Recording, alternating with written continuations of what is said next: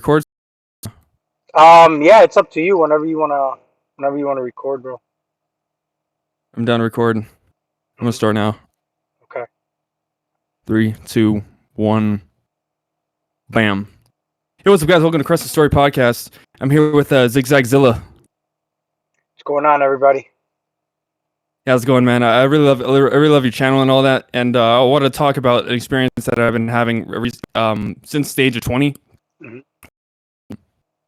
Whereas I had this sort of rotating kind of like centrifuge in the sun. Like it blocks a very tiny, small portion of my vision. It makes it slightly hard to read. What I'm guessing is that it's a third eye chakra sort of thing. Hey, before we You ever start, notice it? do you have a video? I see that it looks like it's trying to upload a video. Can you see me on video or no? I could see you, Do you but have a me, video? it's sort of. Let me check my settings real quick. Yeah, these things happen. Audio and video. Oh, maybe if I turn off the video on my OBS, it'll work. hmm Now how's it going? You see now? No, I just see like a loading symbol. Uh, I like to see somebody's face when I'm speaking to them. That's why I kind of like stopped you. I think I'll In just the. restart real quick. Mhm. If you want to see me, I'll just keep it on the. Do you have you have to just turn on like when you went on Discord, it gave you an option to do to turn on camera. Did you turn on your camera? Audio and video.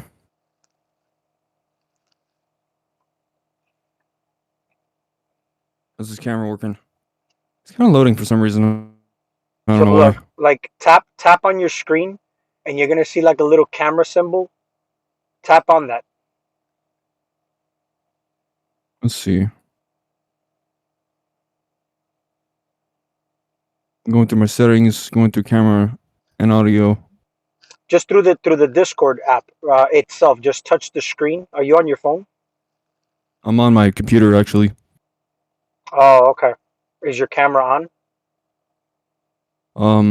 I think I was recording with the camera in OBS, Mhm. Open Broadcaster software. I was kind of recording it with it. All right. I mean, it doesn't matter. If you can't get the video on, I guess we'll just deal with it like this. Okay. I mean, I see what you're doing. You're trying to press the button. It just shows an icon of your actual uh of the picture you have on your profile pic. Just your profile picture pops up, but the actual video is not on.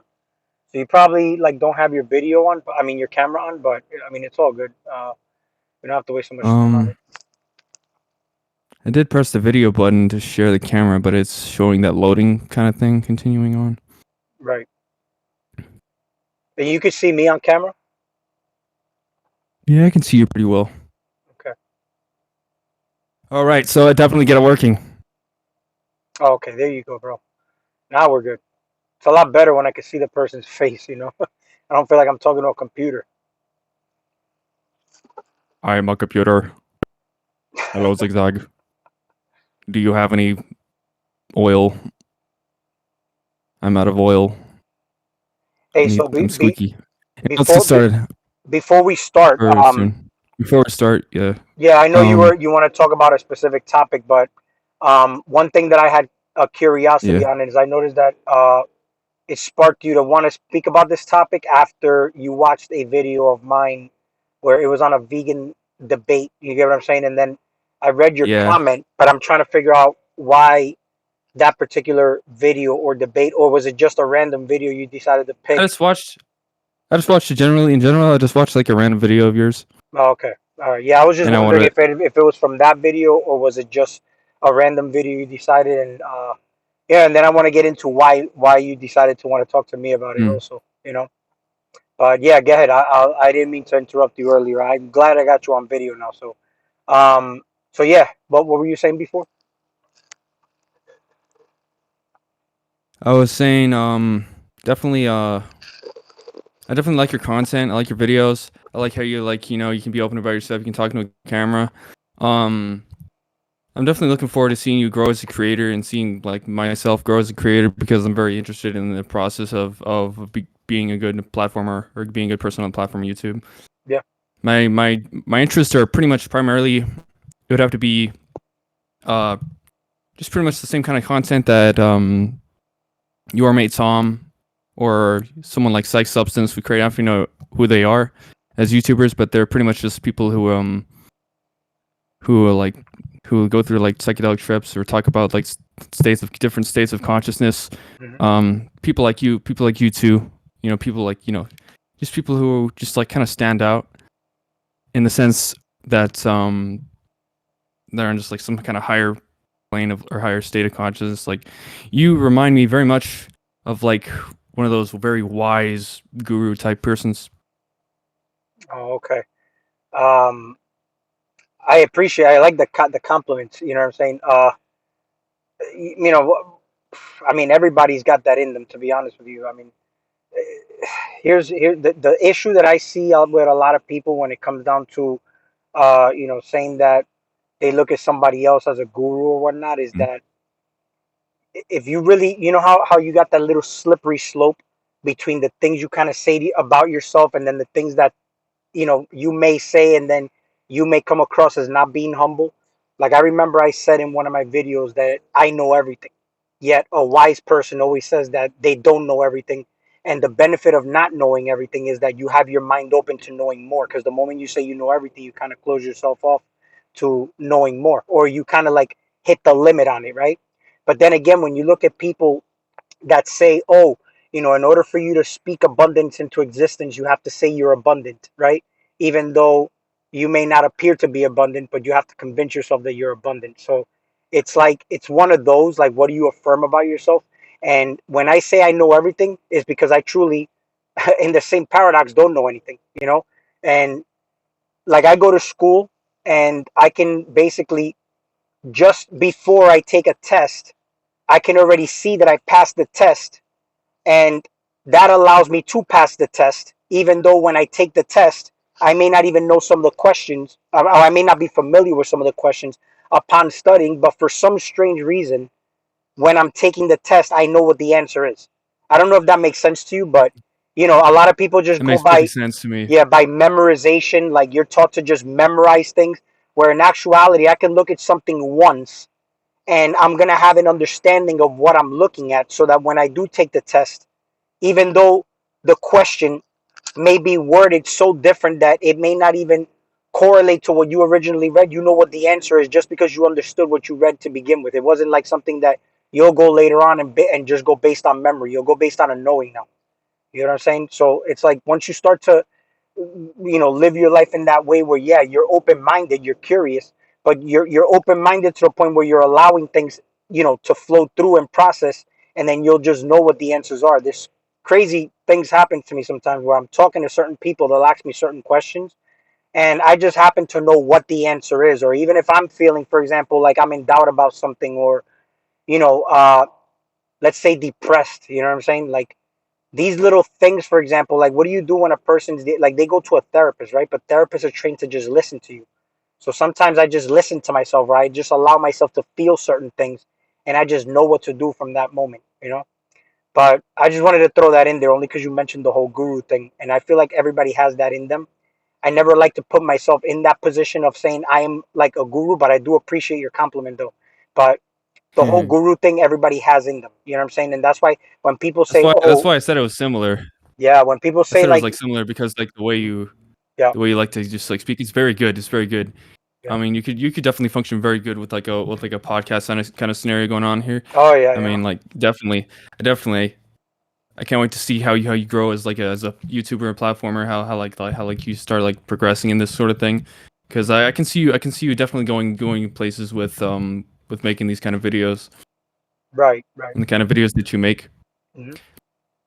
And another thing I wanted to add about the that thing you're saying about like that premonition is like you already know what's gonna happen. I've had that sort of thing myself, but it was an experience with my father, and I just all of a sudden I just had this feeling just deep down, like kind of like almost sick to my stomach, like this like intense feeling. I was like, Dad, I don't know what's gonna happen, but you got to be careful, and just like next thing you know, speak of the devil, a few minutes later, he's like working on the roof, and there's like this overhang kind of thing, and it comes crashing down. It Yeah, like just like falls apart yeah. out What of is nowhere, the and he just like and he what is your definition of a premonition? I'm just trying to get an understanding of that. it's sort of like something that comes from you, like a feeling or like intuitive kind of feeling, like sense Yeah. of like the future. It's not like you're You predicting the future, right? Because I'm not coming from like predicting the future. It's more or less like I'm like there, and when I meant like I'm looking at the test, let's say in my mind I see it as if I'm gonna pass it only because I know that when the time comes, I'm gonna know what the answers are when I take it. You get what I'm saying? I don't know if anybody that's kind of like predicting anybody the future. anybody could have that kind of Yeah, anybody yeah, can have that kind of feeling come to them. yeah, You know, yeah, it's just intuition. yeah, It's sort of like yeah, the vibration of reality kind of like flows through you, and you sort of sense what's gonna happen, but not exactly. You don't know for sure yeah, yeah. what the future holds. Mhm. That's kind of what a premonition is. It's something that it's a calling to you from the future of like sort of like the what you feel. Yeah, I always like every time I hear premonition, I always like try to think if somebody's talking about not you, but I'm like just talking in general. I just never really knew what the root word of that meaning was. Like, if does it mean predicting the future? Or does it mean like you're making something happen? You get what I'm saying? Like, uh, does it happen by chance, by fate, or are you making it happen the moment that you decided that that's what's gonna happen when you meet it later on? Kind of like you make something manifest the way you want it to manifest, with like direct intent and focus. I think that's manifestation, but a premonition is just a feeling of what's gonna happen for sure. And the manifestation, I think, is just like the way that you meditate, and in some kind of way, your stillness is still like sort of some kind of movement. Your mind is still some kind of authority over reality in just the smallest kind of way. But That makes sense. the more and more we exist, the more authority we have with just our minds in of itself. Because the higher our consciousness gets, the more our mind grips the powers that be in reality. Right. Makes sense. So what did you want to get into, bro? In the beginning, you were talking about something about the third eye. That's an I was interesting getting into topic. this kind of visual phenomena that I've been experiencing ever since I was a child. I'll talk about some things that I've experienced that I don't know if anybody else experiences in their life. Um, but like personally, I um I have these kind of visual phenomena where I see like where if I look at the sunlight or if I look at the sunlight shining on like pretty much anything or look at the sky where it's kind of scattered out, I'd see like this kind of like wavy sort of pattern coming from the edge of my vision to like the center of it, kind of like in like pulsating movements sort of thing. Hmm. Like I don't exactly know what that is, but it's like it has something to do with the sunlight. I wonder if anybody can explain that or if I, it or I mean, you said you see it, but when your eyes are open or when your eyes are closed, like you see the pulsation, I only see it in the presence of some sunlight, sunlight. you know?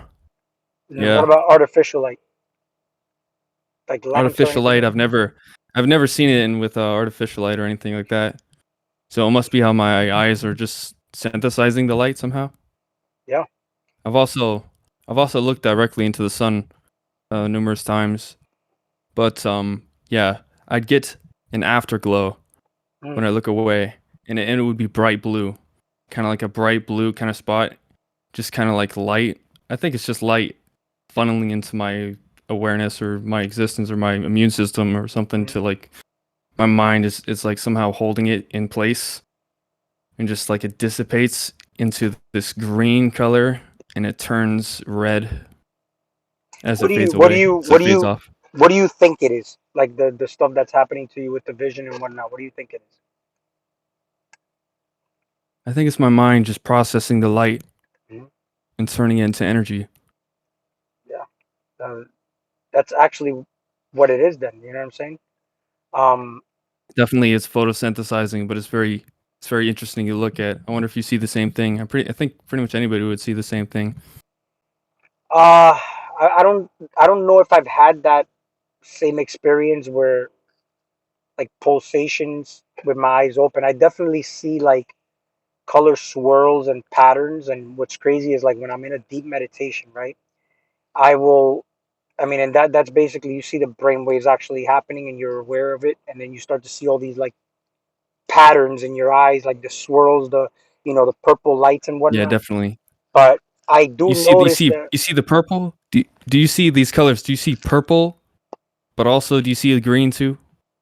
A little bit of green. yeah, yeah, yeah, I see a mix of like different colors. You know what I'm saying? Depends on the ambient I'm in. Like sometimes if I meditate and I'm like outside and it's still fairly light, I'll see a little more orange and red.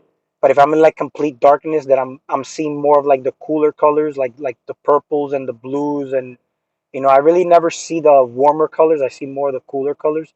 But one thing that I do notice, I don't know if this ever happened to you, but you ever notice you're in a real deep meditation and something happens where you get startled and you open your eyes and immediately you just see like a matrix type of like pattern formation, or you'll just see like you know how lightning looks, where it looks like it's electrical patterns. That's what it kind of looks like in an instant that I open my eyes, and then everything just clears out. And that's something I do see when my eyes are open, is just upon just completely getting kicked out of the meditation and something startles me that I open my eyes. That's when I don't see everything as is. I just see everything as like a pattern. It looks weird, and that's what Definitely. I do notice with my eyes open. That's Other than that, I don't notice anything else with my eyes open. that's probably just like the energy. Mhm. It's probably you just like being aware of the energy that's coming into your body. That's a very good state of meditation. That means you're going. That means you're doing a good job in meditation. Because I've seen kind of the same thing. Um, both in meditation, but also under psychedelic states or states of like when I am eating healthy food or Mhm. having like an entheogenic experience with a certain substance or psychedelic substance. I've had experiences where like I would eat tree datura and I wouldn't make a strong dose, kind of like a light kind of dose, and I'd see like the electricity kind of like coming off my fingers or my hands or my body, and it's just kind of like flowing off of like all the plants too. Yeah, sometimes if I'm like, you know, just uh, gazing at something for a while, it starts to have like an aura behind it. Like if I'm staring at somebody, for example, for a while, I can actually start to see the aura behind them. I can start to see the aura. Like let's say if I'm staring into the woods, I can start to see the actual aura over everything. You get what I'm saying? So uh, I don't know if that's what you're talking about, but that's kind of like the visual stuff that I see when my eyes are open and I'm just in like a regular brainwave state.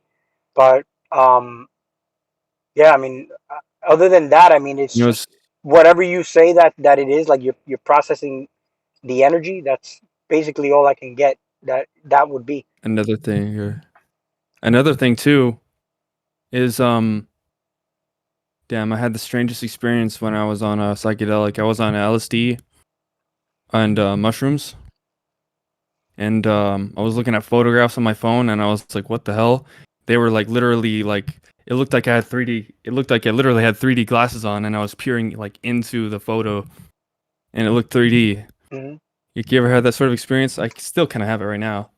Every single day, whether I'm on anything or not, there's like kind of like a visual drifting over everything. Hmm. So I don't know what that is. It's pretty much like the state of reality. I I don't think it's the mean, way I used to be able to see things, but like mhm. it just is what it is. Well, let me ask you this, because I speak to a few people who are like like about this topic. I speak to a few people, right? It could be religious people, it could be any people of any kind. But what is, for example, what is your goal? Uh, what do you want to accomplish, and what is the purpose of like everything that you do as far as taking the mushrooms, talking about spirituality, the meditation, what is your goal? Do you have a purpose, or do you have something that you're trying to accomplish out of all that? And if so, how could you share it with everybody to the point where it would benefit everybody outside of it? I think it would be finding out whether or not it could help you grow spiritually, physically, mentally. What I do want to accomplish with that is trying to find a medium in which I can, have a healthy subjective experience with substances rather than a detrimental one. At some point in my life, I kind of had like different addictions. I was addicted to certain substances, weed, other among other things, escape, video games, and you know, I came to the point where I'd want to expand my consciousness because I figured out about mushrooms and I found out that it can induce a beautiful experience, and not only that, it can expand, it can generate new neurons and expand the state of your consciousness, or actually get rid or be rid of any mental disorders that you have in some capacity. So that the reason why I'd want to get into medicine or I'd want to get into pharmacopoeia or psychedelics is just so I can pretty much just like, in a sense, work on my mind and upgrade it in the same kind of way that one would upgrade his car. And I'm just trying to like, Well, what would you I consider? experiment. What would you consider the mental upgrade, though? How would you know you Is mentally that upgraded? Or what is spiritual growth? Because I heard you say spiritual growth and the mental upgrade. The reason I ask this is because these are questions that I kind of like ask myself a lot, and I kind of like want to get your perspective or point of view. But what is spiritual growth? How do you know you spiritually grown? What is a healthy perspective and experience? And also, how do you know you've mentally upgraded? Like you said, you upgrade your car. I know if I upgraded my car based on like the parts I change, and if I got bigger tires on my Jeep, a bigger suspension, a faster, motor, a bigger exhaust. How do you know you've upgraded mentally? well, by comparing and contrasting how you were versus how you are after versus how you are, how it's integrated into your body, into your mind, like how it grows with you, Mhm. you know, not just as a substance or a drug or anything like that, but like as a sort of like as a sort of like part of you, how it becomes part of you. Like the by mentally I mean, you know, the solid part of reality, things that we normally see of our everyday life, the more of the logical kind of consistencies of like thing. And Okay. spiritually, I just want to make it's the sure. same kind of thing as it's the same kind of thing as those energies and those anomalous kind of experiences that we have, to grow in that sort of area, to have like more of a truistic experience in your everyday life, and to have it in like a healthy kind of manner. I mean, where like, you're just living life and experiencing day to day life. Like it's like the thing I was talking about, like the definition sort of thing, or the intuition sort of thing, or the mind reading sort of thing. That's pretty much what the gist of what I was getting into as far as spiritual wise. And people, like pretty much anybody is capable of that, but it can be sharpened, in your mind and your body can be sharpened, akin to how a blade can be sharpened if it's done some work on you, if you do some work on something, you know. It's just pretty much, the body and the body and the mind, in a lot of ways is customizable. And with what the tools you're working with, you can advance it. That's what I mean by working on it like a vehicle, because we are the drivers of this body vessel vehicle sort of thing, and it's able to be modified in certain ways. It's able to be advanced. It's like you can put better fuel in it. You could eat better, and you're just like, I'm experiencing different kind of experiences eating blueberries or different plants or raspberries. Yeah. Um, you know, drinking a lot of lemon juice. Um, I've done intermittent fasting. I'm doing all kinds of different experiments to see how my body functions and how it can function better as far as I, you know, can live. And I think even in the future, there can be like modifications or splices between different like genders to induce a state of like eternal youth. Yeah. And that would be like just taking the reproductive organs and the female, stuff, and like whatever is used in both bodies to make like make a child to make like a kind of hybrid that just like stays young forever Yeah, in a sense. That's kind of like another idea I've been having. nice. Do you do you think that it's possible to have these upgrades without the drugs? Definitely. How would one go about doing that? Uh, it would just you would pretty much have to eat healthy food like plants or like whatever you're eating, whether it be fish or algae or just like whatever you're looking into. It would have to be a lot of those things that are the makeup of the precursor of whatever that whatever your mind produces in of itself, and whatever causes your minds to mutate into like a more advanced state, to evolve more, and to induce that state in of yourself is pretty much experimenting with reality, whether it be with or without drugs. Um, doesn't matter fully as long as you're wholesomely responsible for your state of being. As long as you don't get caught in whatever it is you're experiencing, whether it be like life, whether it be your emotions, whether it be your partnerships, whether it be your girlfriend, or like whatever you're interested into. It's like all stages of life. You know, you just got to have that. You just got to be in control of it. You got to be behind the wheel of it. You can't get lost in anything. But at the same time, life is beautiful in many ways, and in a lot of ways, we can get trapped in sort of things like drugs. And we can have experiences like that without drugs.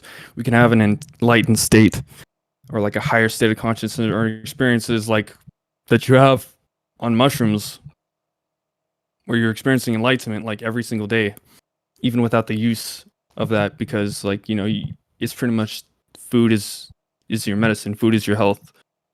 And yeah, what I Okay, believe though, and what can I I know for sure, can I ask you this? What how does one become more spiritual? Like spiritual development, like what you mentioned before. How do you become more spiritual? you just pay attention to it more.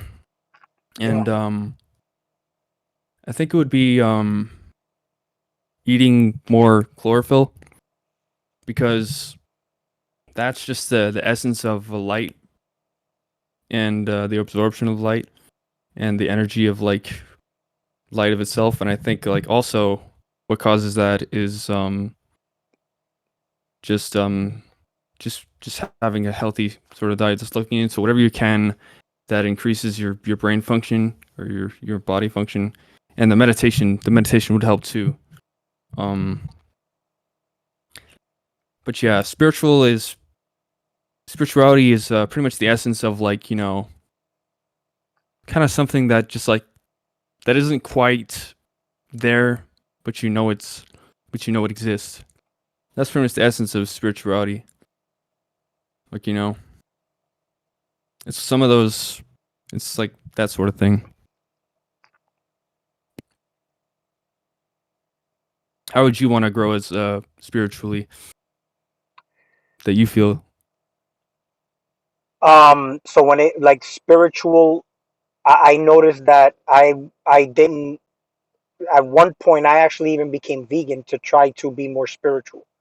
You get what I'm saying? And it was just a different way for my human experience to experience life. You get what I'm saying? But it didn't make me any more spiritual. However, it did give me a lot more clarity.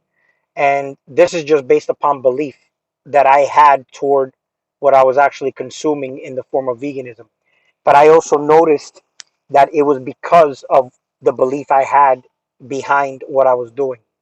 So I noticed that the ultimate spirituality, in my opinion, happened for me when I just didn't eat, right? I was just in a fasted state. I was even consuming my own urine. I wasn't even consuming water. And this kind of like disconnected me from my reality because I noticed I had addictions to food and I was actually trying to compensate those addictions and mask it with like the vegan food, but whatever tasted closest to what I was addicted to. Let's say if I was addicted to pork or sausage, I would look for the imitation version of it. And now all I did was just satisfy that human aspect of myself, and I thought that I was actually doing something different, but I was doing the same thing. It's kind of like somebody who leaves the religious faith, Christianity, and goes into spirituality thinking they're doing something different, but they go in there with the same mindset of religion, and they just basically go from one religion to another, not knowing that that's exactly what they did. Meanwhile, they're in their mind, they're more spiritual. They just change the word God to universe. They changed the word, miracles to manifestation. They changed a bunch of words around and just basically modified their version of Christianity or Catholicism to what they call spirituality. Um, that's kind of like where I started to notice these things. So I kind of like just got fed up and disconnected from everything. Um, Disconnected from everything, literally. And I was kind of like when somebody needs they get withdrawals and they need a fix. I kind of had to ride through it to let my humanity know that I'm the one in charge. Because if I would have gave in, I would have still been a slave to the human aspect of myself, and I didn't really take mastery over myself. The mastery came through me having to endure the pains and withdrawals and all that, and that's what made it stronger to begin with. The spiritual aspect of myself, even though the human part of it is beautiful. It's the reason why I can experience an orgasm. Is the reason why I can eat chocolate and fucking get the beautiful dopamine rush out of it. The only way that can happen is in a human vessel. So I'm also very grateful that I am in the human vessel. So I don't, I don't deprive myself, but when it comes down to, let's say, doing a little cleanse or getting back to something where I need to develop that discipline, then I'm going to deprive myself of it. Uh, and force myself to flower in other ways. Kind of like the garden. I look at the garden sometimes, and you put plants under certain stress, it forces them to flower a certain way, or grow a certain way, or produce for you a certain way. And that's how the body is. Sometimes you gotta like stress it out in ways. Like you go to the gym, you stress your muscles out to make them stronger. The mind is the same way, you know. But certain addictions I had, um, and even to this point, I can probably say I still have. Uh, Managing those things accordingly determines that spiritual strength you have. But even adversity, let's say, uh any kind of trials or tribulations, uh actually strengthen that too. But in actuality, man, a lot of people who are even in spirituality or whatever you want to call that topic that we're talking about is coming from trauma to begin with anyway. And this is why everybody uses the word healing and uses that shit all over the place. But um a lot of the things come to from a deep rooted belief in the things, even the aging process. We age just because we believe in the aging process. Kind of like people say, I'm not a kid anymore. Everybody's still a child. Everybody's a child. That's why people say, oh, my inner child came out of me. It's just you just stopped playing. You stopped doing things that you still have the ability to do only because you think to mold into society or to fit in, you have to act a certain way, and you could be whatever you want to be as long as you're authentic, and you could basically play. Everybody's going to look at you and accept the way you are. But I mean, as far as to answer your question, the spiritual part, the spiritual development, you never really stop developing. You're always developing. It never stops. um, it's just having the gratitude for what you're experiencing every day that allows more of what, you know, the expansion for growth to happen, is gratitude and love. Love is another topic that I also want to get into. Like, what is your definition of love? Because I feel like for anybody to develop in any way, love is the answer to everything in this realm. You can't even exist here without love. So, um, what's your definition of love? Definition of love is just it would be the connection that you have with something. It would be the it's just the overall. It's just like feel. It's just the home. It's being a home with like pretty much anything. There could be all different types of love. There could be love amongst friends, love of your craft, love of your work, So you're saying love is love of attachment? like love of a woman. Yeah, So it's do you being think? whole with something. Well, do you That's think why it has like you don't think the detaching kind is love of, too? in a sense, it's like self love. Or you don't think If you're de- detaching is love too? if you're detaching from something, Yeah. it would, yeah, that's also, I would agree that it would be love. It would be loving yourself more. If you could think of it like that. How do you love yourself more through detachment? You know, you'd pretty much have to separate yourself from whatever is hindering your reality, whatever is starting to curse your reality with bad energy, bad luck, bad health. If it's an addiction, that's a way you would find self love through detachment, or finding love through detachment is you would cure yourself of any of your addictions or whatever social problems that you may have or whatever emotional problems that you might have. You know, detachment from dumb things like, let's say you're addicted to video games. Let's say you're addicted to meth or heroin or any other kind of drug. Detachment from that in of itself, if it's a problem in your life, would be love. Detachment from let's say you have a partner that's mistreating you or abusing you in some kind of way. Detachment from that would be self love. You know. Yeah.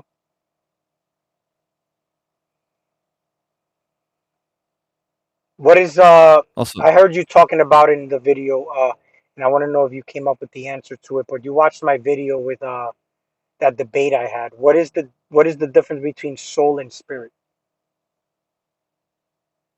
the definition between the mind and the spirit, or the soul and the spirit.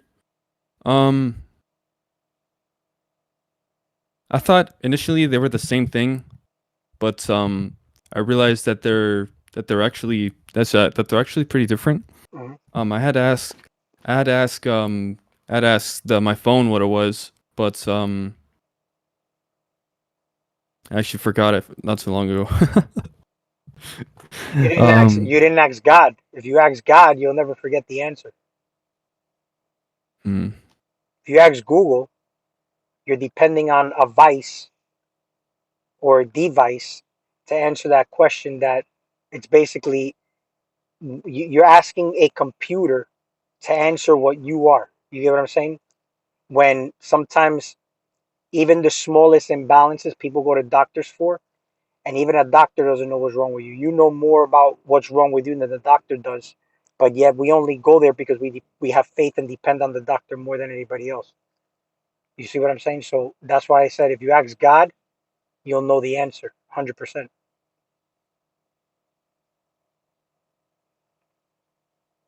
What is God? I don't know. I've always kind of looked for the answer to that. I've prayed to God. I've seen synchronicity happen. I do believe in it. But you know what I wouldn't necessarily believe in is just pretty much whatever people's perception of God, whatever's written about God. I don't think I would believe in that. I think I would only believe that it's a higher form of experience. I think God is reality of itself, and reality can tell you many things. But God, as far as I can tell, just is kind of like how consciousness is. I think therefore I am. I get that quote. I think God is, therefore He's real. Therefore reality is. I don't know. God and reality are one and the same. But I don't know. I don't know if God. Through my personal experience, as much as I prayed for something to happen for God, um, I'd have to do the work, What and kind I'd of have to work? believe What kind of that work? I'd have to believe. just whatever it takes to get the whatever goal I'm trying to get, whether it be my girlfriend or a new job or to get things in check. I'm usually in a state of desperation if When I'm you talk praying to to God. God for something. Yeah. So Yeah, you kind of look at God like a genie in a lamp then. yeah, in a sense, yeah. Where I'm So just like, this is this is this is the this is the thing. So then that means that, you know, there's a lot of people who say God is really the devil then. Because you notice when you're in a hellish state is when you look for God. So that means you look for God in that frequency. So you should be, you know how people say, you even said before, as a man thinketh, right? So yeah, in whatever state you're in, it doesn't matter what it is, you have an authority over your life to begin with, you know, and that's why in actuality, when it comes down to even like when we spoke about detachment before,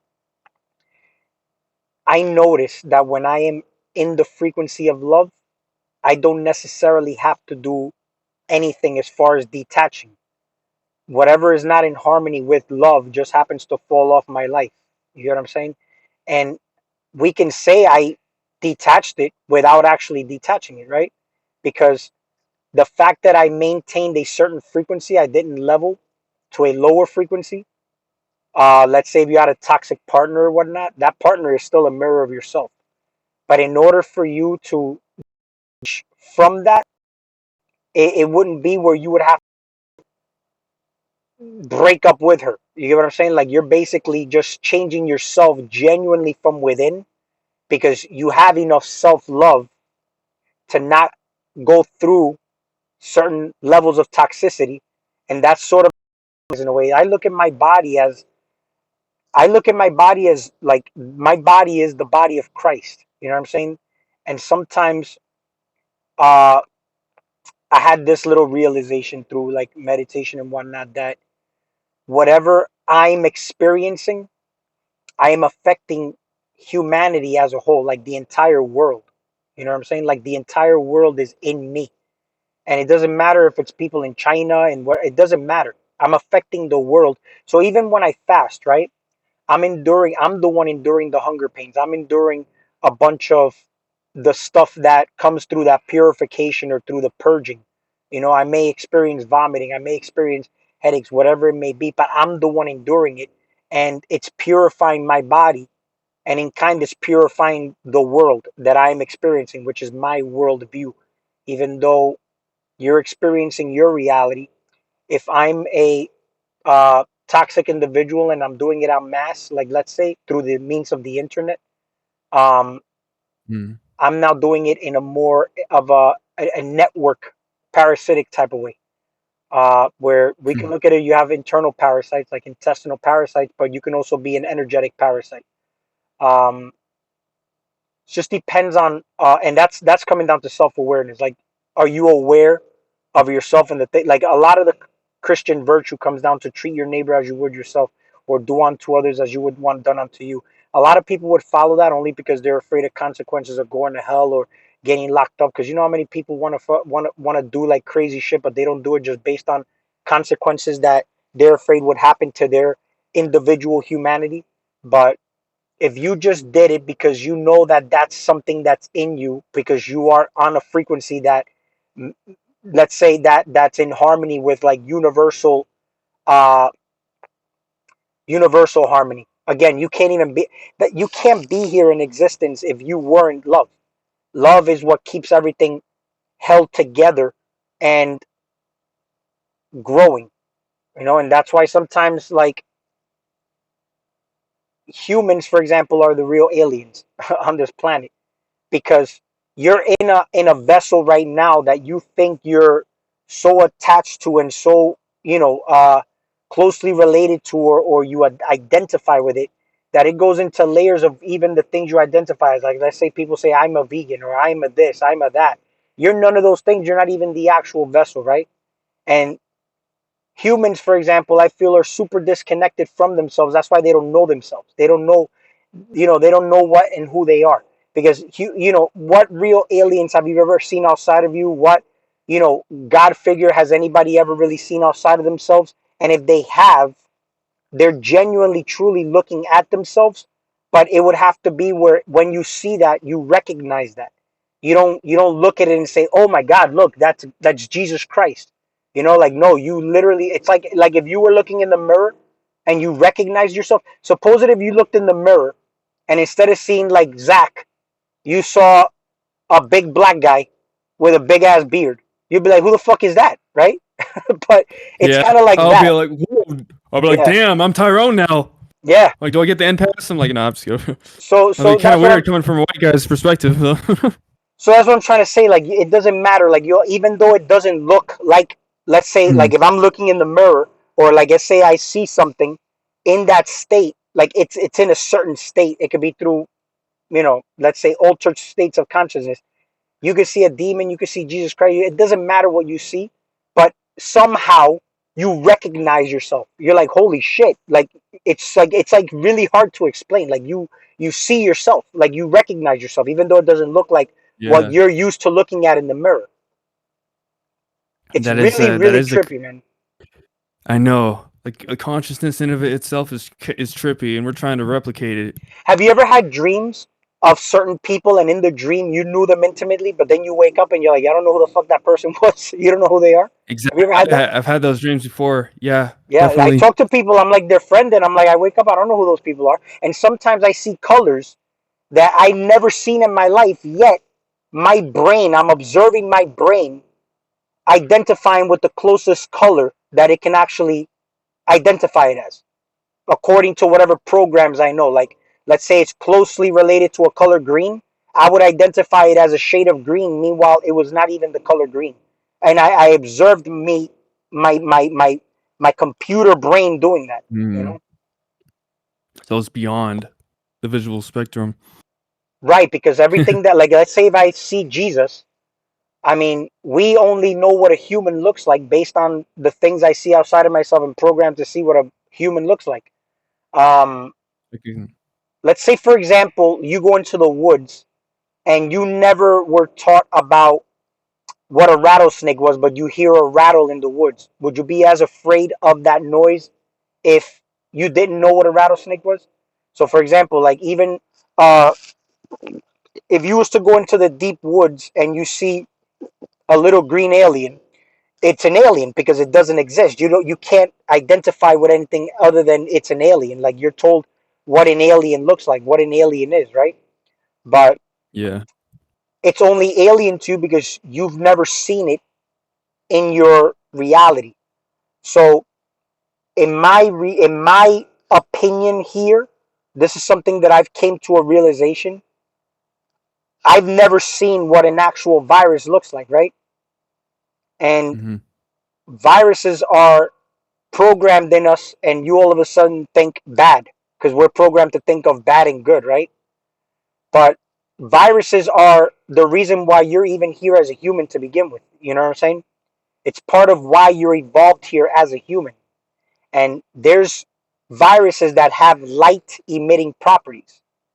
Okay. So if you look, for example, when you get sick, and I'm not a medical doctor, I use this disclaimer so it doesn't get us in trouble here. I'm just making content. I'm a science fiction person here. Um, you take this information for however it is, but when you get sick, we say we have the flu, right? And that flu is short for the word influenza. And that word influenza, when you look at the etymology, the root word of that, not etymology, but the root word of that word is influence of the stars. That's where the word influenza came from. And what's yeah, falling from the sky every day are viruses, and we're interacting with them on a daily basis every day. Even though you don't get definitely. sick, you're interacting Um, with them. you're But let me finish. interacting. Yeah, I'm gonna Okay. finish this train of thought so I don't lose it, but and then I'll let you jump in. I don't want to get too long winded, but um, I hear a lot of people online talking about these aliens and whatnot. People with big ass channels, but then they'll come out later and say that we're in a simulation. You know, and those two things are very very contradictory, right? So we have to try to get to the root core of what that where that thought stream is going to come from. Like, let's say we're going to talk about you're in a reality, your reality, you believe it to be one way, I may believe my reality to be another way. which one is true. They can all, it's the realm of infinite possibilities here, you know? So if you get sick, your body is supposed to process the virus and build a memory and a defense toward it. So you've now, like, that's where the saying, like, what doesn't kill you makes you stronger. So you've now went through a process of evolution there. Okay. Now, if you look at us as a human species, versus other lesser species, we're told that we have domain over everything here on the planet and whatnot, and everything that's outside of us in nature is basically you. You're all the animals, everything. People, things, everything. It's you. It's what you are. You're collapsing it into existence.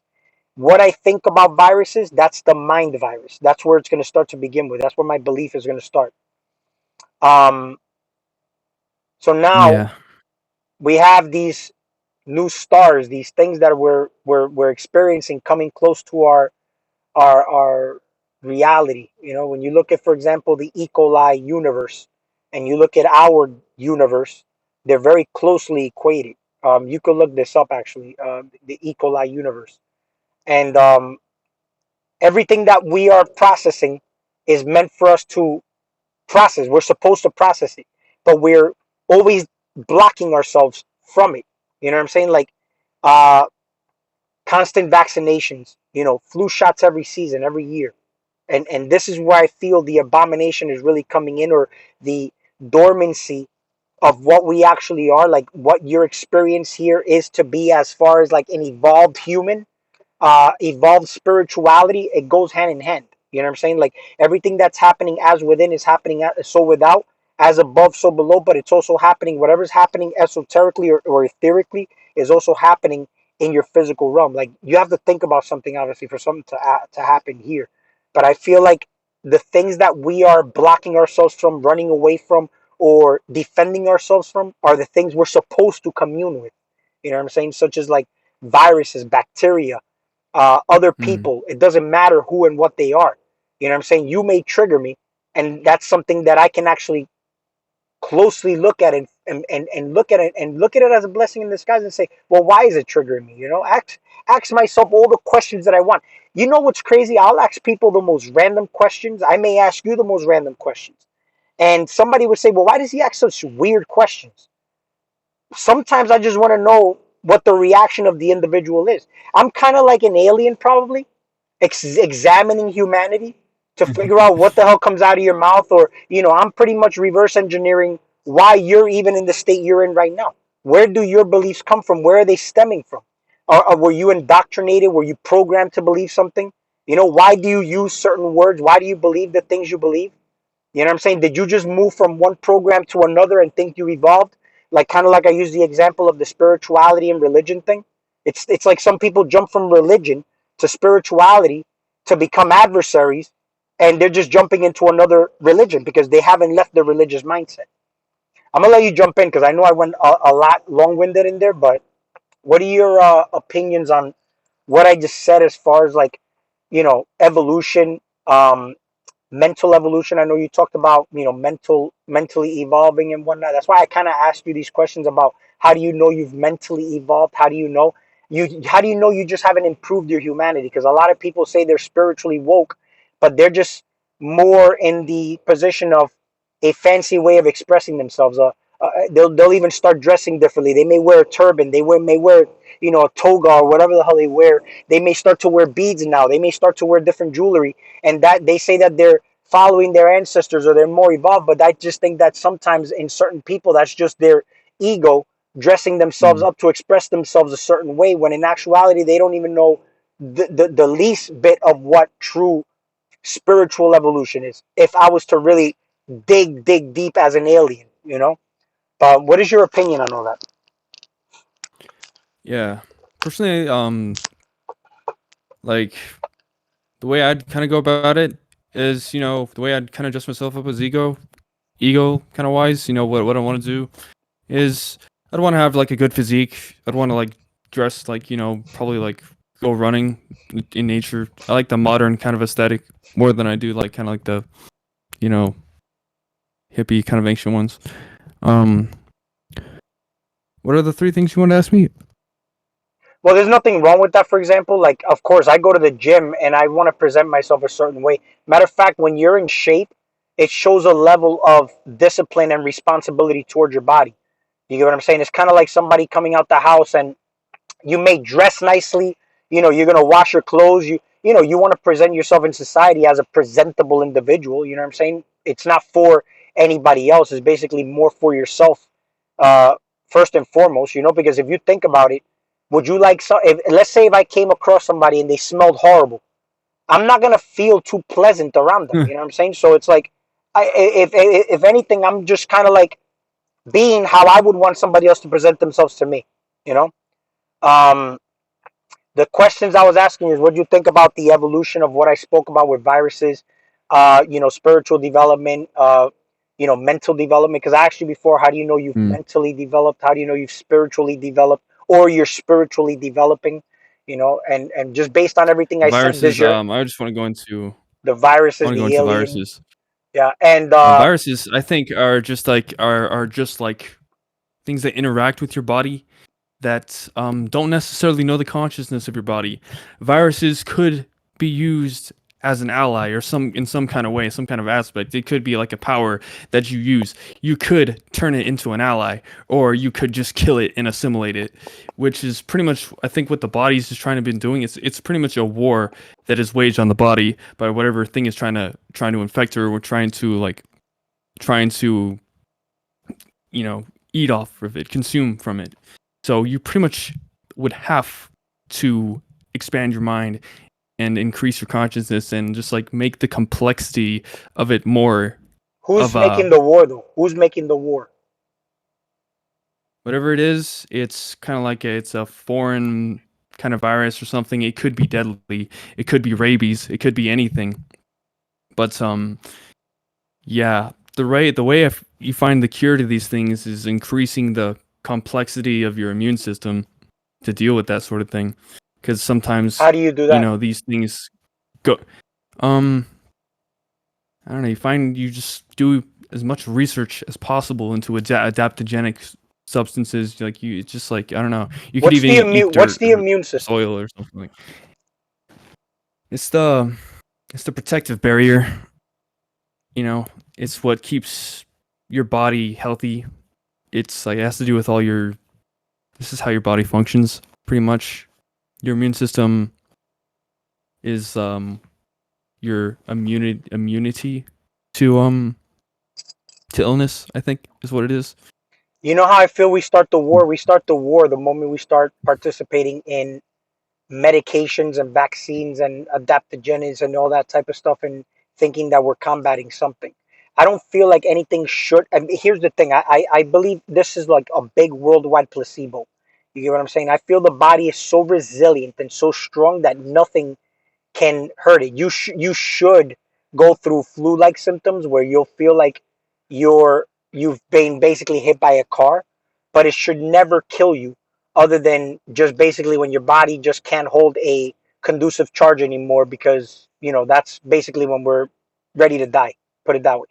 So, Yeah. uh, in my opinion, I feel the immunity has a lot to do with your mental state, your beliefs toward what you're experiencing in your reality, and that's your protective barrier.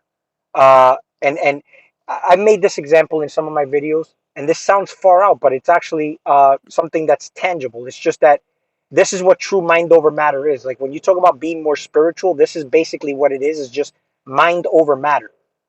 Like people materialize their things and matter first, and then they consider everything else secondary when it's mind over matter. And it's, if you have it in this way, you have more of a position of authority, more of a control of the wheel, in my opinion. But I can basically, I mean, I've made this examples in videos where there's people who have drank strychnine and nothing happened to them. Having snake venom go through their veins and shit, and nothing happens to them. But that's because they don't believe in the way we believe that you can die from these poisons. You know what I'm saying? Now, somebody can say, wow, but we saw them doing it and they didn't die. And then one may want to go and do this now.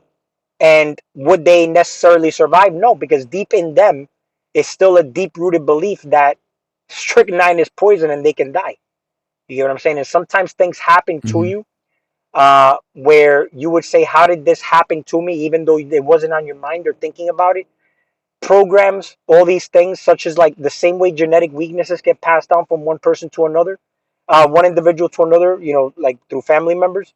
It's the same way these programs and beliefs and all that. Because let's say a child, they're all of a sudden scared of bugs, detrimentals. Where did that come from? You know what I'm saying? That came from the parents. And then the child may be I like, think "Why it am I also so comes scared of from bugs?" I think it also comes from a primal instinct of fear. Why a child might fear like black widows. I think it might be an evolutionary advantage that your kind of DNA, your body kind of already has when you were born, as to be afraid of spiders because they could kill a small child, a spider, a All right, black but widow let or me ask you something like this: you strong. you know a child is born knowing how to swim, right? Yeah, So I why got is it swimming that since I was a. so why do we not know how to swim when after a little bit we just don't know how to swim anymore? It's because the parents shook the fear of God into them. The moment that, let's say, if a newborn falls into a tub, the first thing that happens is that the parent panics and gets so scared that that's already programmed. The child is not aware; they're not conscious like an adult is, but Mm, they're absorbing their environment, so it's getting programmed into them. So, like, let's say, for example, these black widows and whatnot. I agree with the whole evolution thing because there's actually a snake that developed their tail to look like a spider to attract birds, and this is basically how they are now better predators because they've developed something in their body, and through evolution, they've been able to actually grow this out of their tail to catch spiders now. I mean, to catch birds. Now their tail looks like a spider, but these are based on like the animal kingdom that we observe outside of ourselves as ourselves, and we have dominion over the planet. We're not a predatory species. You know what I'm saying? We're the ones that can basically say why we have dominion over the planet. So we don't have to develop uh, survival anything, in my opinion. Okay, because I don't want to say that these are the ultimate claims, and then people go and start to do things differently with their lives. I feel like everybody should listen to the information, but not take everything literal that they're listening to. Because in my reality, I know how my reality works. You know how your reality works. But here's the main thing uh, from this perspective. Um, when it comes to uh, let's say having I even fucking lost my train of thought. I was gonna say something about the evolution. I was talking about the spider, the tail, oh, this is what I was gonna say. So if it, let's say for example a cobra, you know what I'm saying? A cobra is a venomous creature that if it bites you, it will it will kill you, you know? But here's the thing though, a person and there's been accounts of this where yogis have been meditating in the middle of the jungle, right? And they were in such a deep state of meditation that they were emitting a certain frequency, and the cobra or any of these wild animals that normally would like attack a human were in harmony with the human. Like the cobra, you see how when you play a flute and you all of a sudden see the snake dancing, right? When a person is yeah, in a deep meditative state, they're basically emitting the same kind of frequency that's causing the venomous snake to actually meditate next to them and actually dance right next to them as if a and flute was playing, right? So that I've done only, that too. I've done that with I've been able to like gently pick up like black widow spiders or like scorpions or things that would usually attack you. You know, I've even handled a snake one time, but I don't like to do that because I yeah. just know that there's a huge risk in that. But I've Well, been yeah, able but to get to that point. my There's a point to certain level of gentleness yeah, my, my, that my you have whole to. point to that too is that don't forget when you're aware and conscious, your humanity is online and your humanity is a fearful animal. You get what I'm saying? It takes a lot. You should Mhm. never really be in fear around animals. Like if you notice how an animal strikes usually when they're in fear, a lot of people usually pick them up carefully. But why are you maneuvering it carefully? It's because you're fearful. If you weren't fearful, you wouldn't be maneuvering it carefully. You'd probably be maneuvering it as if you know your own pet, right? So that's why I'm just that's why it's risky, you know. I'm just cautious around certain things because your own pet could be your dog. Your dog probably isn't deadly poisonous. Like you don't want to startle a skink. That's why you're careful. I don't think it's mostly from a place of fear more than it is like caution because I'm very confident in kind of states that would kind of be terrifying, but also you know in essence I'm a little bit afraid to die. I don't want to die right now, and there is the off chance that it could bite me. So there is that you can be cautious around certain poisonous animals, especially like something that's like with a strong poison like a cobra. Let's say if It's I very became painful. let's say if I became a professional snake handler. You see, I wouldn't have any fear because I know how to handle a snake. But either way, I'm still going to be fearful and cautious because I know the repercussions of the fact that if I don't, execute the maneuvers carefully, then I could potentially get bit and I would die. But it's still coming from a space where my humanity is fearful of the animal, right? That fear is always in the back of our minds though, because it's just like Exactly. yeah, It's in the back of your but mind. it's It's there. it's it's But when you're in it's that the deep fact that meditative you have state, the right? balls. It's the When you're fact that that you have the balls to overcome that fear and turn and have the courage to face it well, and to face that animal's experience. if you became a professional snake handler, you wouldn't be as fearful because you know how to handle the snake. But you would still have the caution because the fear is in the back of your mind that it can bite you if you're not careful. I think my dinner's ready though. But But yeah, my dinner's is ready though. I think I got a knock mhm, by my partner is creating dinner, making dinner. okay. um, but yeah, Did you have any questions that you wanted to cover real quick? Because I know that you told me when you watched the debate video, you said you had a few questions that you wanted to I want ask. to ask you. I want to ask you something. Um, what is your purpose on this channel or of your channel? What do you do? Journals. This kind of I thing. journal, and the reason why is because I go back and watch my videos, and it answers questions that I may have, and I answer myself just going back to watch my old videos. That's how I know I'm sometimes channeling my future self when I'm talking on camera in the now moment, and my future self will listen to it, and it answers the questions that I had in that moment. It happens so synchronistically too. So the same way I feel like we're in a dream. You know how people document their dreams, right? So Hmm. people document their dreams. Why do they document their dreams? Because they're trying to figure out what's in their subconscious mind. We all run on programs. Every day we run on programs. We do things unconsciously sometimes. And sometimes I make videos and I don't even remember what I said. So when I go back, I watch them and it's enlightening, you know? So the whole purpose to it is to journal it. It assists me. And I'm sure that if somebody else listens to it, it assists them. So I do it and it's basically coming out of a loving space. Um, Even if it's debates, even if it's discussions that, like, I have the utmost respect, for example, like Joey Carbstrom. Even though we had a debate, uh, it still was coming from a loving space, in my Yeah, opinion, and I had a lot of respect for him, and that's the reason why he gave me a lot of respect in return. However, I don't that's a agree good with a lot of the debate. things. It was a great debate, yeah, and a lot of it is that's the reasons why. It's more journaling. I journal, and that's why when I feel like I'm inspired to make a video, then I'll just do it, and it has to be then and there. I can't wait because the moment I wait and I try to do it later, it's gone. It's not there no more. Kind So of it like has to be then and there. I'd say But it's better than Vegan Gains kind of debates. Have you ever watched a channel called Vegan Gains? You I see in did. every one of his debates, he's talking Yeah, to someone that's he's bound to disagree, and it just gives me a headache every time I listen to it because he says, "Name the trait of this animal," yeah, blah blah blah blah. yeah, yeah. But vegan gains, man, is he's I mean, if you look at him as an individual, he's a depressed individual. He wants to kill himself. He has to take medication. He has to. So you can kind of see the reasons why he's even in the position he's in. Uh, it's that's him. That's his problem. He's super disrespectful at times. I've watched other channels where they're very disrespectful, and I'm fine with that. I like that. You know what I'm saying? It's entertaining, and there's a market for it. And sometimes I catch myself even watching it uh, as neutral as possible because I kind of like to see the both sides literally giving it their best. In actuality, it's actually very enlightening when you can see both sides giving it their best. But yeah, any other questions you had? Same thing here.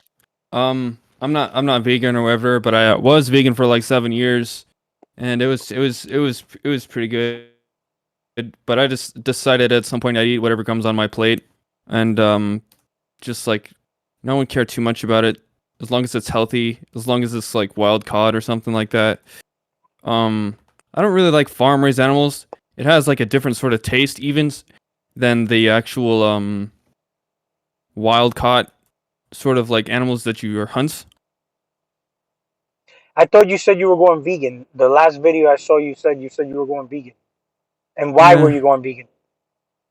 Because you said Um, after you heard Joey's I think I'm, after you heard Joey's argument, you said you were going vegan, and that's actually something I was kind of curious about. What did he say that wanted to convert you to go back to veganism, and why are you not vegan if you said you were going vegan? I just well, basically I just wanted to go back into it just to avoid eating the meat that's been kind of processed in the way that it Yeah, is in the animal agriculture industry. yeah, Um, I don't think that's going vegan. Maybe, I've rethought of that decision since, and I wanted to carefully go through it again. And what I decided to do is I'd I'd pretty much essentially be vegan aside from like maybe fish, and I usually never go hunting, so I pretty much am essentially just vegan mostly. Mostly I'm like it comes from like nature and it lives in nature and is caught from the wild and not raised up. That's the kind of like thing I'm going for. Because usually the way that the animals is farmed, I don't necessarily agree with. It just seems like unsanitary in a lot of ways. yeah, yeah. It is pretty disgusting, man. I mean, you watch those vegan videos, it makes you want to go vegan.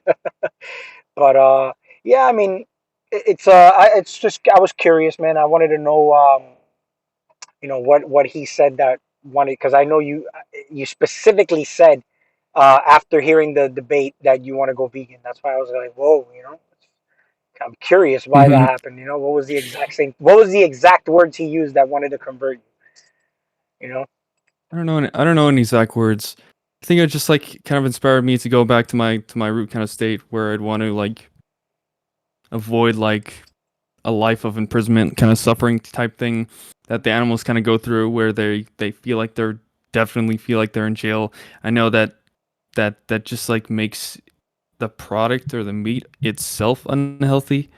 Um, I think that everybody in the world should primarily be more vegan, or that Yeah, the population control should be more in effect, because the world can grow up to like extreme proportions and be festered.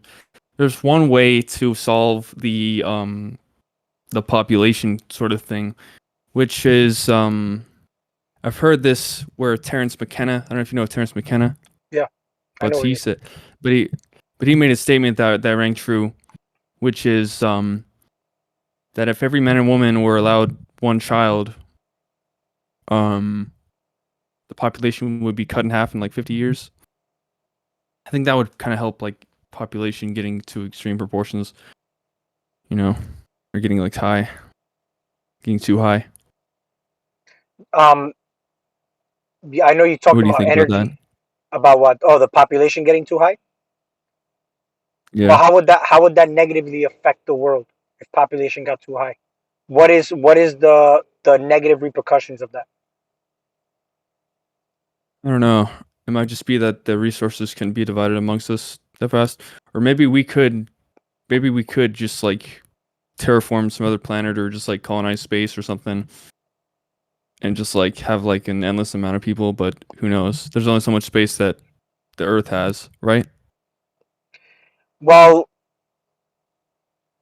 But yet I again, that can go into such a big rabbit hole because then I would have to get into can we actually even leave space if we go into the simulation theory?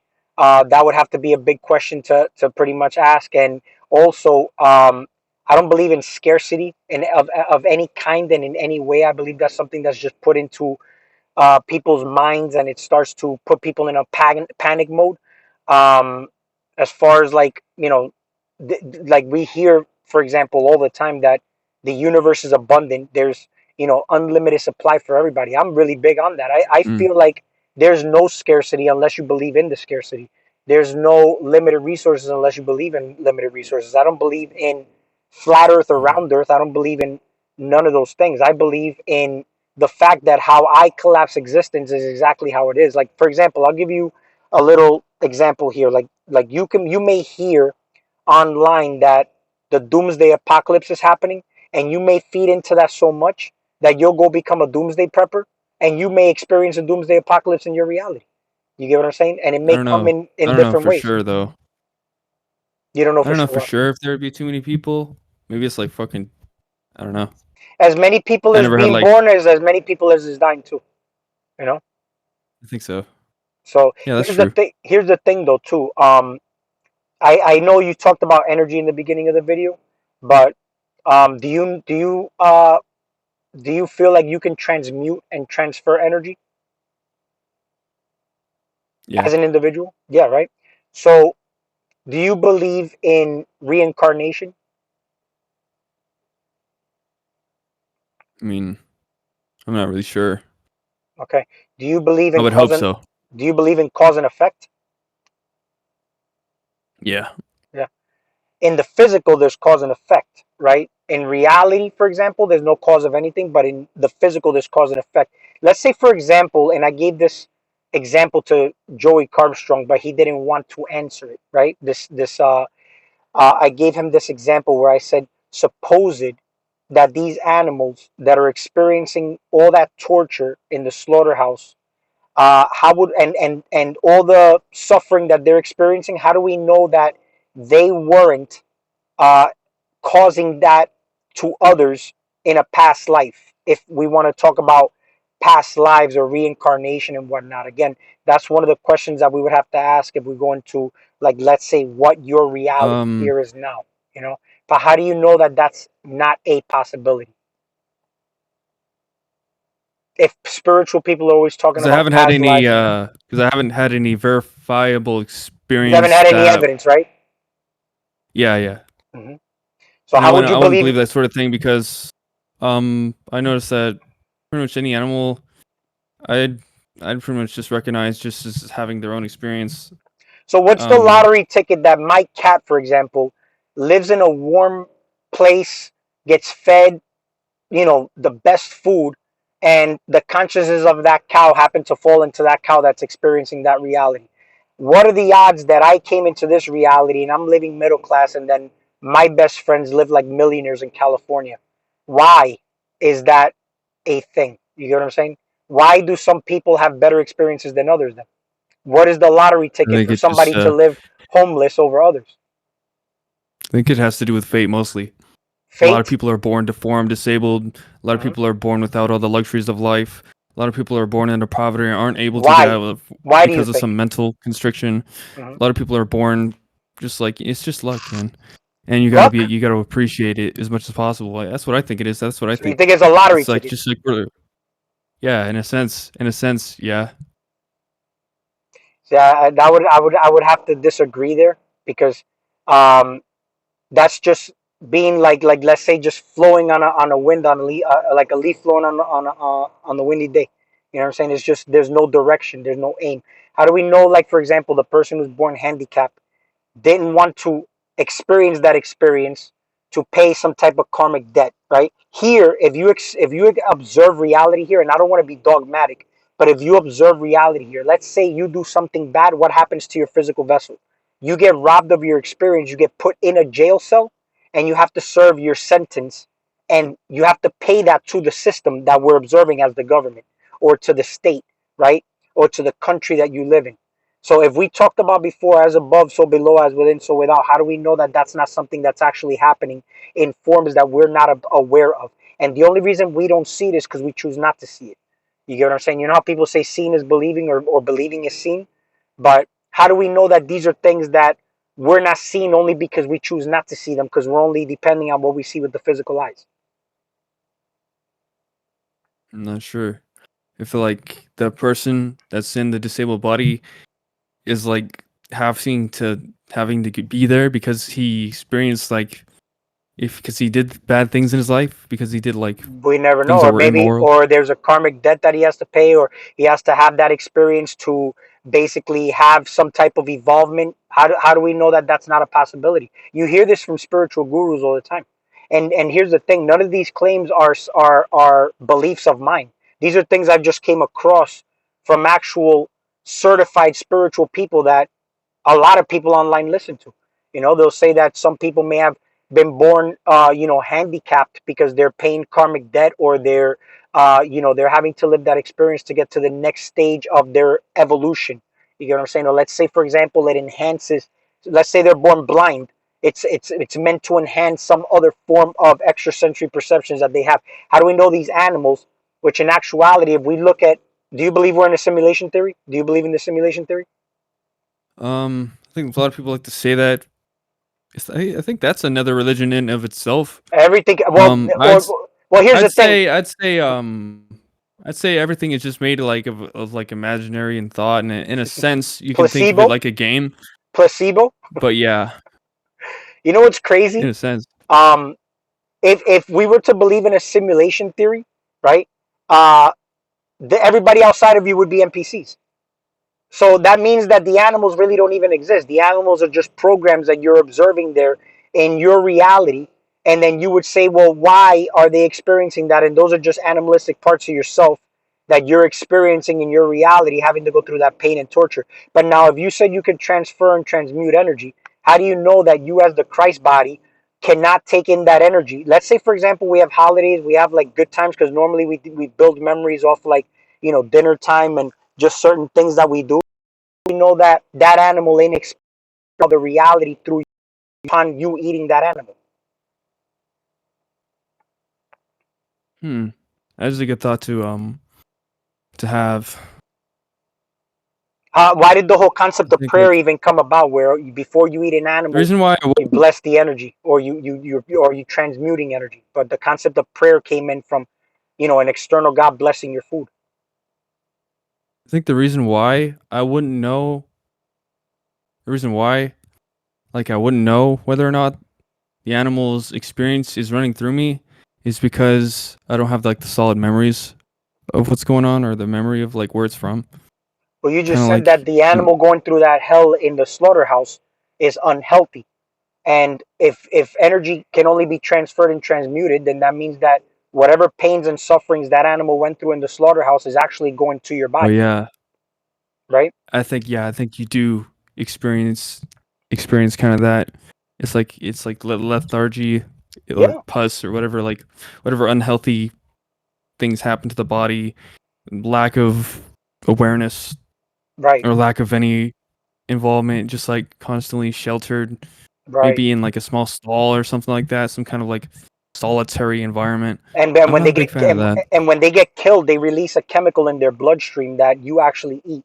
So all that, like, let's say adrenaline and whatnot, is pumped into the muscle of the animal, and you're eating that. But do you believe you can transmute and transform that energy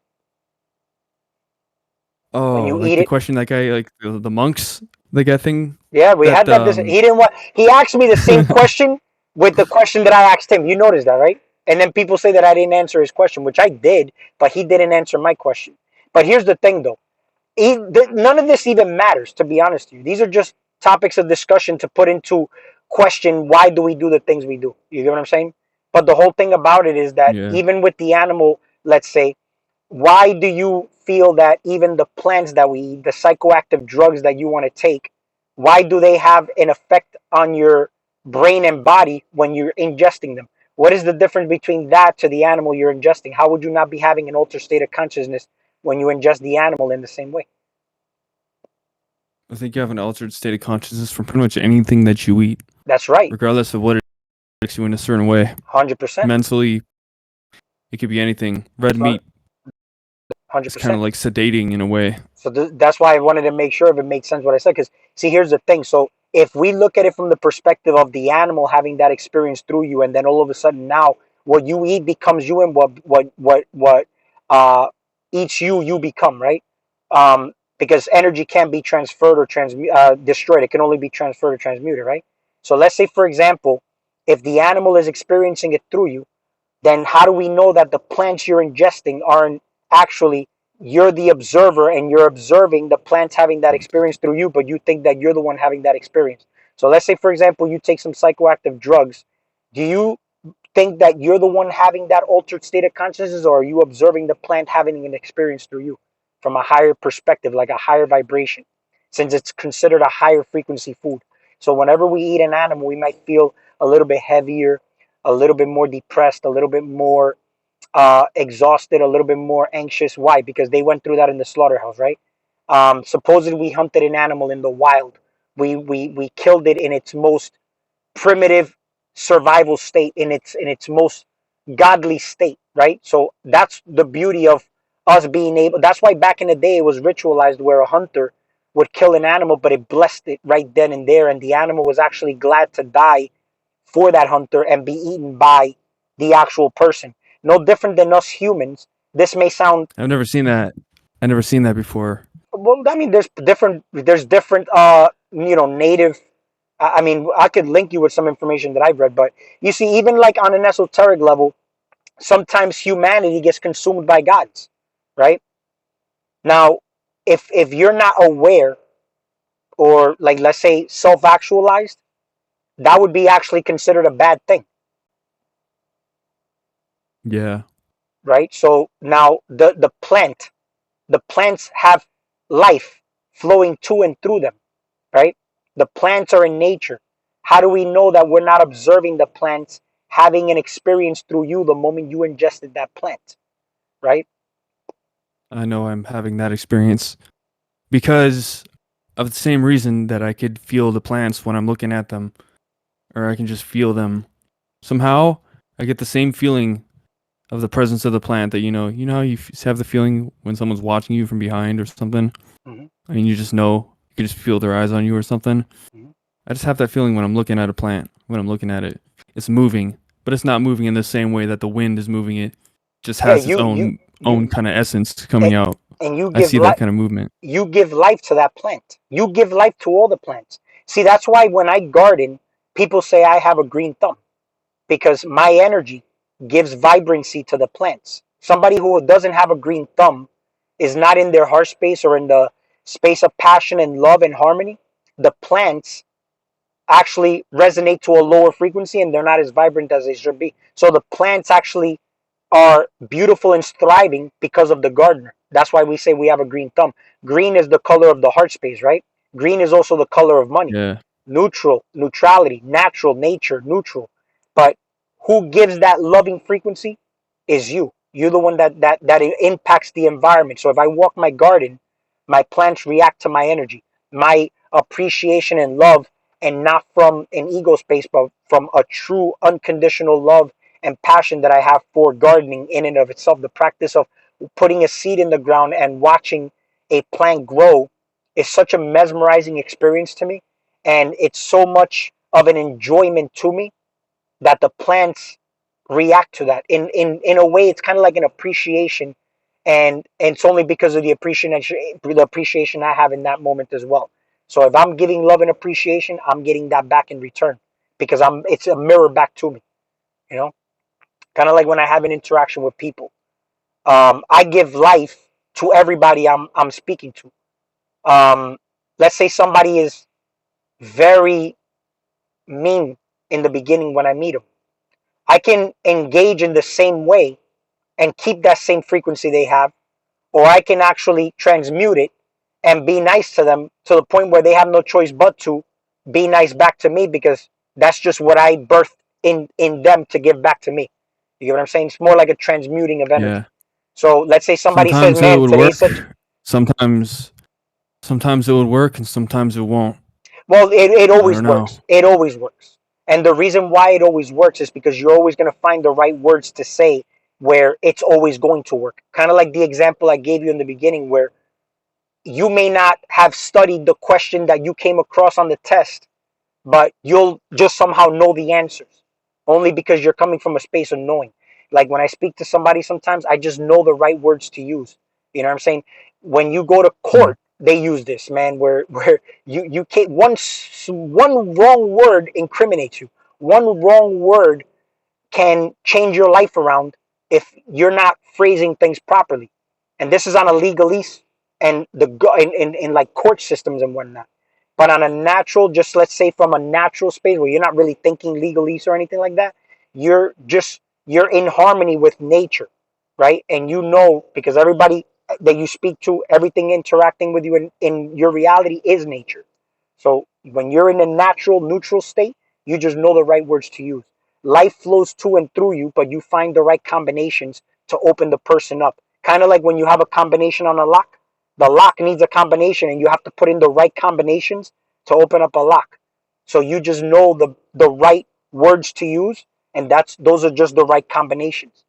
You have sequence of events, the right frequencies, right? You just know how to neutralize chemistry if it's imbalanced. So that's why you said sometimes it works, sometimes it doesn't. You know how it works when you know that you are with God. You get what I'm saying? There is no sometimes that's just chaotic again, like a leaf flowing around on a windy day. I have to, and it's not always being in control of everything because the process is God's process. That's not my position to actually handle. Me, for example, I'm in my now moment. I know what I want, and my focus is there. If I start worrying about the process, I'm now having to deal with too many patterns and too many variables, and that's me being chaotic. So I already know what I want. I know what the outcome is going to be. That's why I just know what the right words are going to be because God is taking care of the process for me already. Does that make sense? Okay. Yeah. It's based on scenarios that you get into. I mean, you could say that you're oneness with God, but like, what if the person's like being mean? You'd have to stand up for yourself at some point, right? But in other Well, words, yeah, you could either absolutely. you could either do that, but you can also be nice. But you got to be firm in your beliefs. You got to be firm in your ways. I'm a very firm person. I'm far from being a passive individual. You know that, right? I I mean, believe you. that's probably the least. But again, if it ever happens, there's an imbalance in me to begin with for that scenario to even happen to begin with. You get what I'm saying? So Mm, I feel yeah, like I feel certain you. things just don't happen only because there's no necessity for them to happen because nothing really happens in my life for them to actually happen. Well, I'm gonna go eat my dinner, Yep. but yeah, we'll definitely do this another time. And but thanks you, or actually, yeah, thank you for coming on, Zigzag. Yeah, absolutely, man. It was a Um, pleasure, man. I appreciate you inviting me on and wanting to have this chat, bro. we could definitely have more chats like it, you know. And also, I like Aaron Berry too. I like that guy, the Awake and Brave. I like that That's my boy, guy. bro. That's another one I'm always gonna have the utmost respect for because we've shared countless hours in like a space really going and really talking back and forth, about certain really deep provoking topics. And one of the things I really appreciate about him is that uh, he really hangs for hours, and that's something that not a lot of people could do. You know what I'm saying? And his perspective and the things that I went into with him is eye opening, man. I just think he's a brilliant individual, man. He's a very unique individual, interesting individual, uh, and yeah, I'm always gonna have a big level of respect for him. Anybody that I share a Yeah, platform with, they always got my respect. And it doesn't matter what the terms are. It could be anybody else in debate form. It could be in discussion form. It could be in just chat form. It doesn't matter. I They love that always have my man. respect. I love that man. He's really heartwarming kind of person. No, yeah. But You can tell anyway, there's a man. lot of joy in his heart. Yeah. Anyway, man, take care. Go have your dinner, bro. Yeah, hopefully it's a nice big piece of juicy steak. But Probably yeah, is. we'll talk soon. All right. You have a good one. All right, thank you guys for watching Crescent Story podcast. This has been Crescent Story signing out. Zigzag. Shout out to the Awakened Brave. Shout out to you, Wake and Brave, brother. Leave a comment, like this video, subscribe to my channel for more, and subscribe to Zigzag's channel, linked in the comments. Or no, not the comments, but the description below. Thanks, brother. And yeah. We'll talk soon.